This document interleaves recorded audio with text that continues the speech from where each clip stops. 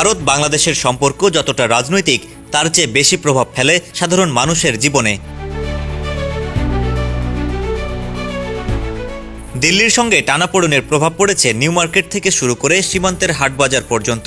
পর্যটক, চিকিৎসা ও কেনাকাটার জন্য যারা বাংলাদেশ থেকে কলকাতায় আসতেন তাদের আশা এখন প্রায় বন্ধ।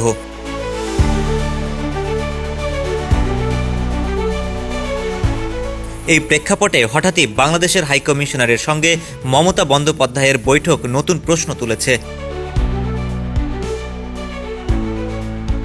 এটা কি শুধুই সৌজন্য সাক্ষাৎ, নাকি দিল্লিকে পাশ কাটিয়ে পশ্চিমবঙ্গের সঙ্গে সরাসরি সেতুবন্ধনের কূটনৈতিক পদক্ষেপ? বাংলাদেশ বুঝতে পারছে তিস্তা চুক্তি হোক বা সীমান্ত বাণিজ্য, পশ্চিমবঙ্গ ছাড়া কিছুই হবে না। তাই কি এবার সম্পর্কের নতুন গল্প লিখতে চলেছে দুই বাংলা?